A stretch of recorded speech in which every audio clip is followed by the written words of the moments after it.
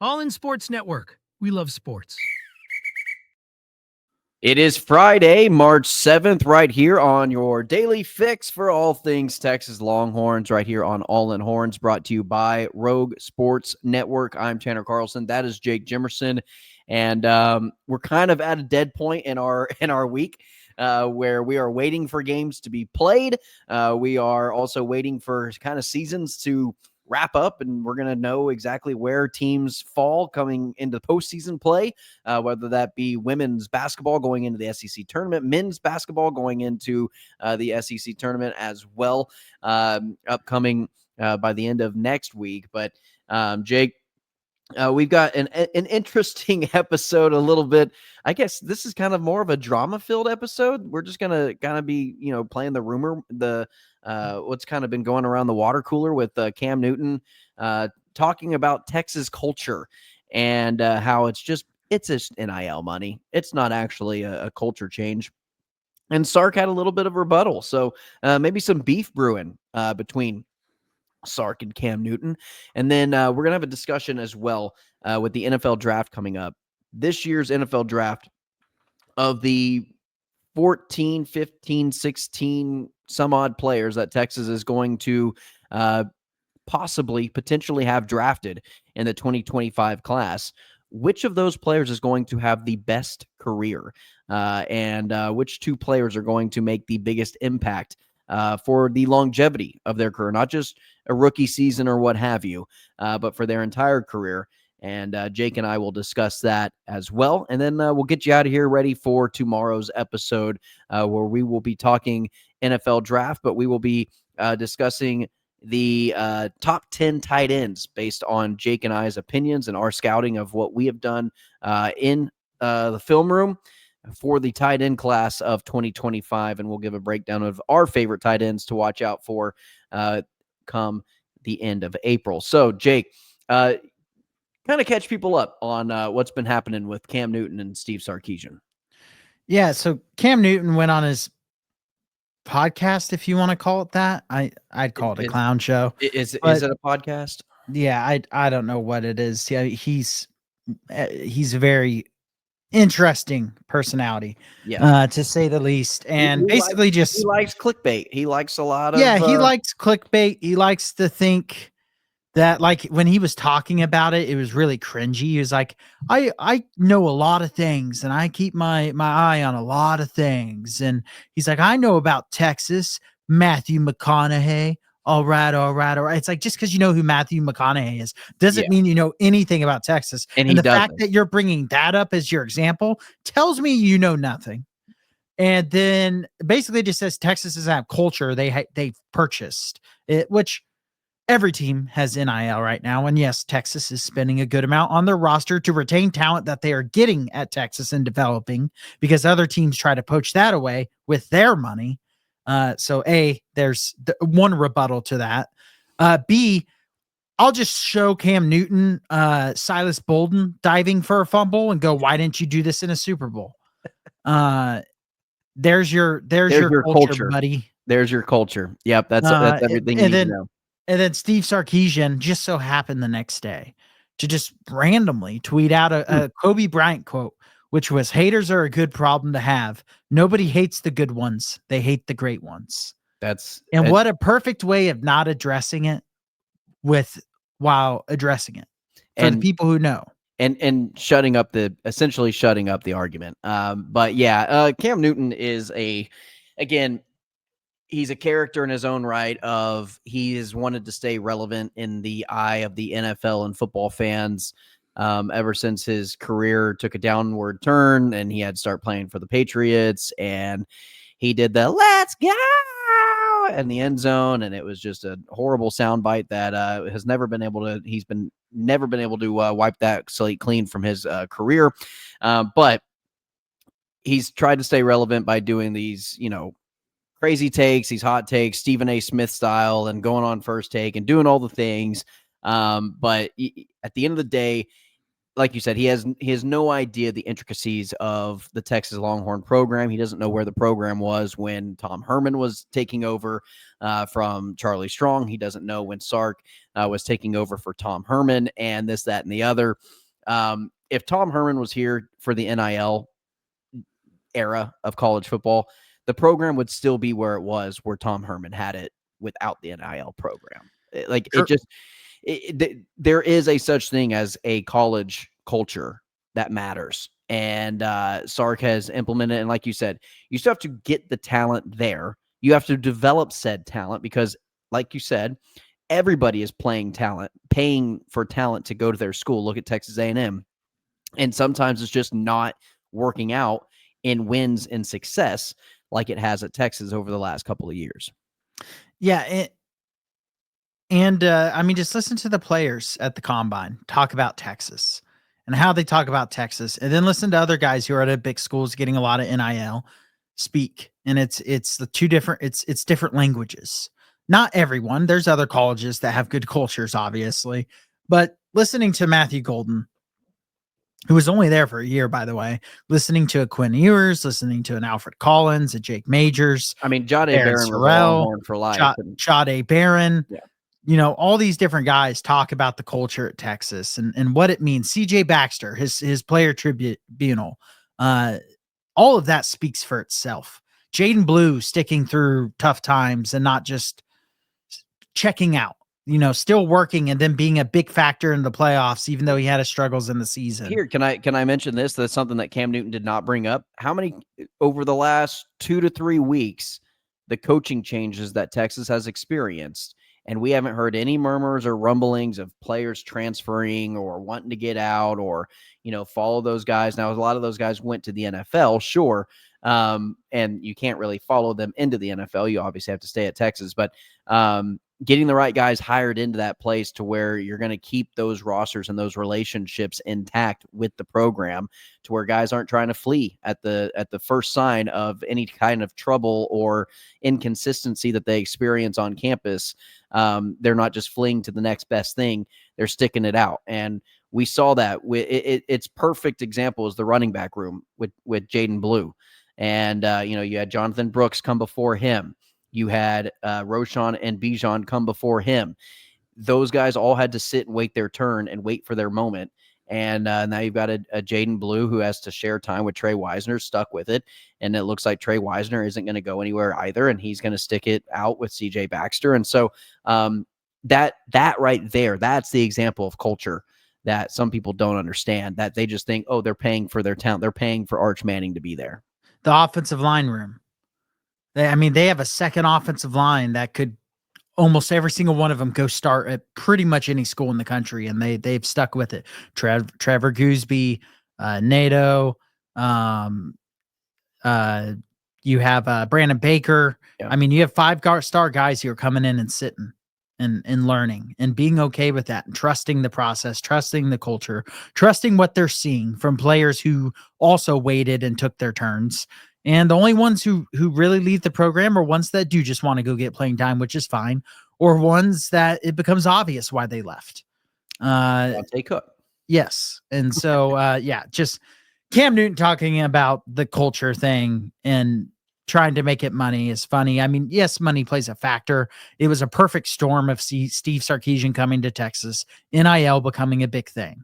It was a perfect storm all at the same time, but I have no doubt. Moving to the SEC, it all happened at the exact same time and at the right time. Yeah, I have no doubt that this program would be in very close or the same spot without NIL, with Steve Sarkisian at the helm, because he is the right coach that brings the right culture. You hear it when you read the inside reports about the team, that and people who are in the know and are in the locker room and talk to people that are in the locker room.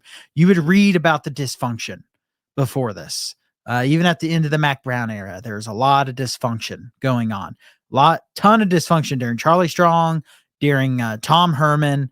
And then as soon as Sarkisian came in, you heard of just things changing. And then it wasn't that initial surge of a honeymoon period when a new coach comes in. Things kept changing. Former players started coming back to the program and wanting to be associated with it again.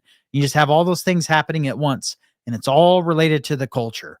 So yeah, does money help? Sure. I mean, I'll concede that a little bit, but at the same time, Texas's culture speaks for itself, and Cam Newton's really probably the last guy that should be commenting on it. Absolutely. Also, Jake, speaking of football program, NFL draft is coming up. Let's go ahead and have our discussion about who we think is going to probably have, the most longevity, the most success, the best career, personal accolades, team accolades, you name it. Who are some guys that you are thinking of on the top of your head as we discussed that we were going to have this conversation maybe, 20 minutes ago? So, first off, you're going to find this shocking. The first name I'm going to say, Whoa. Kelvin Banks. Yeah. Well, And that ceiling is the Hall of Fame. That one's pretty cut and dry for me. I've said this since his freshman year at college after I saw him play in the Alabama game, where I remember thinking, man, Kelvin Banks probably going to get torn up alive by Dallas Turner and Will Anderson. Yeah, thank you, Will Anderson. And then everyone's going to be like, oh, he's not good. He's not a 5-star.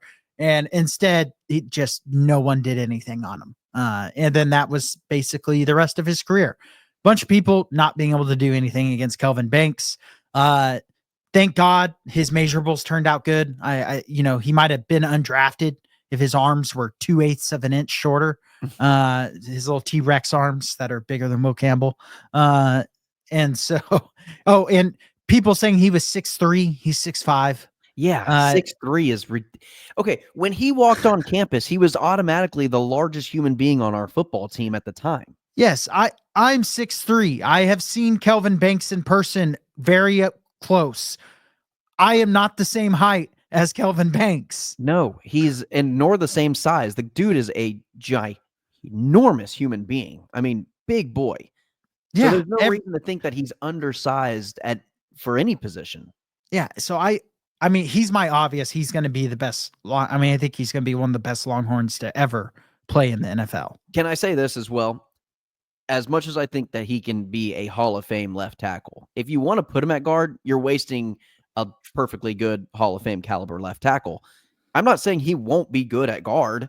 He probably would be an all-pro, caliber guard at the same time. Yeah, it's just really stupid because he's a tackle. You're just taking away the most important position on your team, and you're taking away the best player to possibly play that position by drafting Kelvin Banks. So I agree with you on Kelvin Banks. I for the sake of us not repeating names, I'm going to go Jahdae Barron, Jake. I think Jahdae is my number 2. Number 2. I think Jahdae is going to have a phenomenal career. Again, at corner, you don't really have the determining say-so of whether or not you have team success, but he will have individual success. And I think we're going to see it his rookie season. I think he might be up for Defensive Rookie of the Year come 2026, Jake. Yeah. Or 2025, whatever that year. I'm looking back. We kept our draft grades of what we originally said for these Texas guys. And I really do love the way some of mine are aging. Jahdae Barron is on the top of that because I didn't put first to second on him. I put first. Yeah. And so I put top 5 for Kelvin Banks, which I still stand by that. He should be. I think Jahdae Barron is going to be a top 15 pick in this year's draft. Yeah. I mean, I think it'd be crazy if you're picking from 10 to 15 to not heavily consider. I mean, the Bears at 10 probably need to take offensive line. That's where I think Kelvin Banks should end up. In a league where you need the best pass protection or the best pass coverage that you can possibly get. And if you're the Cowboys and you're sitting at 12 and some of the other guys you want are gone, you throw it out there. You absolutely do. You don't know what Trevon Diggs' future looks like. You don't know if Deron Bland is going to come back healthy and the same player that he was last time. He was on the field. You don't know with a lot of these guys that you've got, and you could just pick up and find another replacement at a lot lower of a price tag than you have in a Trevon Diggs. Yeah. So I love the Jahdae Barron one. I've been high on him since the pre-draft process. Finally, the scouts and everyone are catching up to us on that, because you also had first, second on him, but you also leaned more to the first. It was just more of, will teams let him fall because of measurements? Sure. Well, he shut a lot of that up, thankfully. Yeah. This is where it gets tough. I'm going to take the obvious one, but I will say there's one that is really close to this. But I'm going to go with this player because I think there's a better chance for him to stay healthy in his NFL career. Matthew Golden. His draft stock is just soaring right now after his combine. And I think people watching his senior year of film were like, wow, this guy was the best wide receiver on that team. It wasn't particularly close. And I think he can do everything you need at the NFL level. And he showed that he has elite level speed. He's a very good route runner. He has great hands. He's really an all around receiver and he has top end speed. I think he's going to end up going in the first round. I think he played himself into that and he performed himself into that with the 40-yard dash. A great example and someone that the coaching staff can use as an example of look what we did with Matthew Golden in 1 year when he stayed, tough through the year, was able to, Isaiah Bond had injuries. You can point to that as to why he's falling. But Matthew Golden trusted the process, did all the things right, stayed healthy, and look how he's being rewarded. Jake, I'm going to go with a little bit of a dark horse here, and we'll give some honorable mentions. We'll give some guys that we think are going to have some other good careers and whatnot. But my second pick, Jake, I'm going to stay in the secondary, Andrew Makuba. And yeah, that was my next one.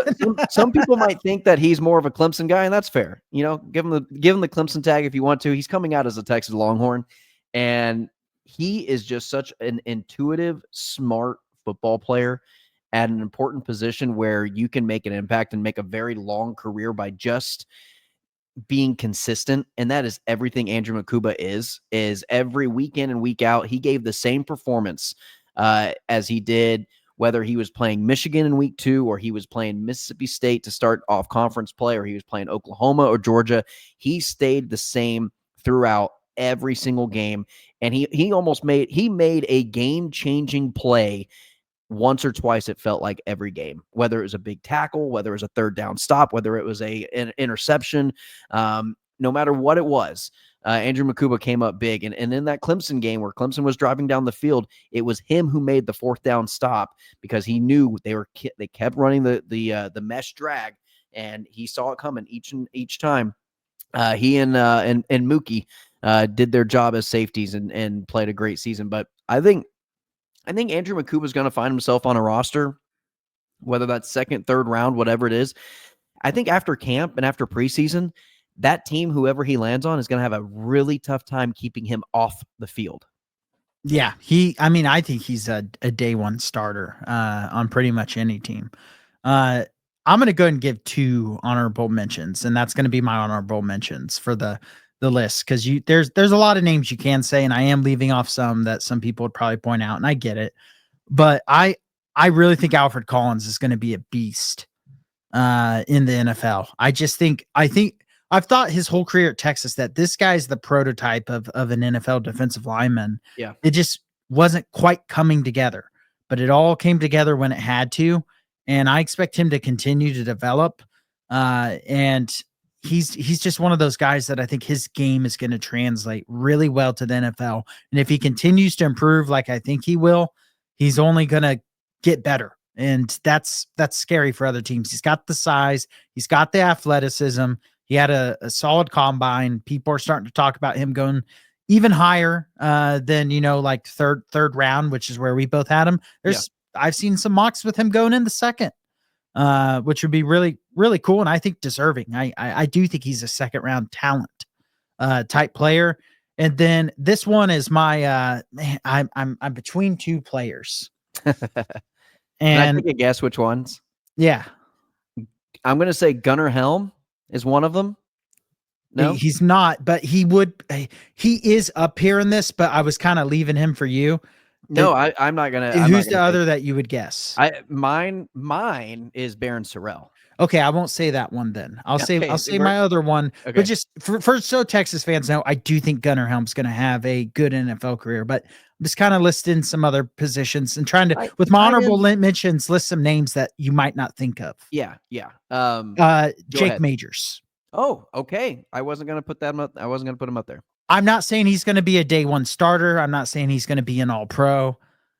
I think after year 2, year 3, he could be a starter and be a really good starter, a solid starter, just like he was at Tech. He's such a high IQ player. Your size doesn't, I mean, size at center isn't everything. And he's not like small. I mean, he's not just this tiny guy. I think Jake Majors is one of those guys that in a few years, he's going to be under the radar. People aren't going to talk about him, but he's just going to be, he could be one of those guys who's an 8-year, 9-year starter in the NFL, which is a really good NFL career. Absolutely. And I mean, he's durable. He's tough. He has a very high IQ. He's quick. He's improved every year of his career. If he can just limit some of the snap infraction penalty type stuff, I really do think he can be a starter. So that's kind of my real dark horse guy of this class from Texas. Guy who I think is going to get drafted near the bottom of the draft, whether that be, 4th, 5th, 6th round, day 3 pick, is going to be Barron Sorrell. And I really like his intangibles. I like his measurements. I like his frame for the NFL body of work. He's not going to be your Micah Parsons off the edge. He's no Abdul Carter. He's not going to be that style of edge rusher. That's perfectly fine in the NFL. You need guys who are going to play their assignments, play their roles, and eat up blocks, make plays in the run. And that's exactly what I think Barron Sorrell is going to do for 9 to 10 years in the NFL. And I think he's going to do it at a consistent basis. And at best, he may have 2 or 3 Pro Bowl seasons where it's just like, wow, Barron Sorrell had, 6 sacks and led his team and, TFLs and had a couple strip sacks and, or forced fumbles and, just an all around solid season. I don't think it's going to be a Hall of Fame career by any means. I'm not going to go that far. I'm not going to say he's an all pro. I'm not going to say he's going to be the league's best at his position at any point in his career, but I do think just an all around solid player, kind of like a Tyrone Crawford for those Dallas Cowboys teams, someone along those lines who they might even kind of switch around and put inside as well, go inside, outside a little bit in terms of his positioning on the defensive line. But I just think Barron Sorrell is going to just be a solid football player in the league for many years. You know who his game reminds me of, and maybe a little bit less as far as on the pass rush side, DeMarcus Lawrence. Yeah. His ability to be an all-around defensive end, he'll probably be underappreciated for how much production he actually brings. I don't know if he ever peaks at what DeMarcus Lawrence's peak was. And that's why I say a little bit less, because DeMarcus Lawrence's peak was, one of the best edges in the NFL. Yeah, he was like 16 sacks in a season guy for a year or two. I don't think Sorrell will get to that peak, but I think the median of Tank Lawrence's career, that could be Sorrell's 8 years, in the NFL, that type of deal, which is a really damn good career. And I could see Barron Sorrell he'd be the guy that has like 4 sacks for like 7 years straight of his career. He's just a consistent, puts up the same numbers every year. You know exactly what you're going to get out of him, but there's always going to be a place for him on the roster and in the rotation of guys. And I just, that's kind of my honorable mention. Jake, anybody else that you want to talk about? Gunnar Helm's the obvious one. Other guy, Vernon Broughton has a good chance to be a good pro. I think Quinn. Quinn is the obvious name we're not bringing up. And I think that's because there's too many variables when it comes to that position. If he gets drafted by the Rams in the 2nd round, or, if they go for him late in the 1st round, my projection for Quinn goes through the roof. Right. If he goes to a San Francisco, a Miami, maybe even a Pittsburgh, a Detroit, trying to think of some other names, but Detroit would be a great fit, probably. Yeah. And Minnesota, if they're not feeling great about JJ McCarthy, I don't think that would happen, but I don't think so either. I'm just spitballing team names out there, but if he goes to a Jets, I'm going to be not very high. Right. If he goes to the Titans, the Jets, the Jaguars, any team that is going to be quarterback purgatory, then I don't feel like his career is going to go very well at all, quite frankly. And it might be a 4 or 5 year stint before he's considered a bust. Maybe he travels around as a backup for a couple more years after that, or he's just completely out of the league by that point. I don't know. But you're right. We're obviously not bringing up Quinn because I think quarterback's just a difficult thing to project. I had Trevor Lawrence whenever he was drafted as the next Peyton Manning. He was going to be a superstar, own this league, and he has played in one playoff game, and he played terrible in that one playoff game. What this won't happen more than likely, but be the funniest place for him to go to Tampa Bay and be the air replacement for Baker Mayfield. For Baker. That would be a hilarious quarterback room. Arizona. Yeah. I mean, I do think Arizona has good pieces in place. It wouldn't be a terrible spot. Yeah. It's not a Jets. I don't know what they do with Kyler Murray, but yeah. Yeah. I mean, that wouldn't be a terrible spot, but what do they want? I mean, Kyler Murray did just have a pretty good season. Behind a guy who has put up some decent production over the last couple of years and has done a good job, but is not by any stretch of the imagination your franchise guy. Now, it looks like their roster and their offense is going to be a complete overhaul, but what about like a Seattle behind Geno for a year or two? Seattle is I feel like they're a pretty well-run franchise, and they're going to find their way back. DK actually just requested a trade from there, right? This and week. they just released Tyler Lockett this week too. So they're going to be going through a mini rebuild. But if you get Quinn, you have some time to start that rebuild, then bring him in as the starter. Yeah. I do think Seattle wouldn't be a bad place for him. So yeah, there's a good amount of places. It's just avoiding the really bad ones. The QB purgatories, that's as bad as I talk about Dallas still wouldn't be a bad place for him compared to other places. A lot of talent around you to succeed for sure. Yeah, and a perfect timeline as well. Yeah. You got 4 more years left to Dak, and then he's not gonna be. I mean, these are his last 3 to 4 years, if that. And then you'd have Quinn to come in. So there's a lot of places where he can go where he can succeed, but there's also a lot of purgatories. Yeah, where every quarterback's career. And I think Quinn's career is going to be dependent on the system that he plays with the coaching staff and the player development and the talent around him, because I don't think you can just go to the Raiders and he's just going to light up the Raiders and turn their franchise around. I just don't see that happening. He needs to sit for at minimum 1 year, if not 2. If not 2. Yeah.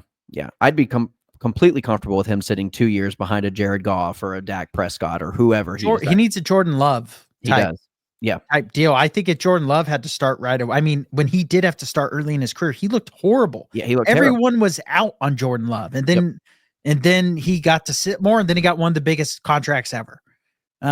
Quinn could be that, or he could get thrown into the meat grinder early and be spit out within a year. Like we've seen happen with so many others. What was going to happen to Bryce Young until he got a second chance. Yeah. Surprisingly enough, and he for whatever reason flipped a switch and he played very well at the end. Because he got to sit a little and just learn and watch and see the game from a different point of view. It helps. It does. All right, Jake. Well, that's going to do it for today's episode. Hey, that was a more fun episode. We were a little worried, not going to lie, of content for today's episode.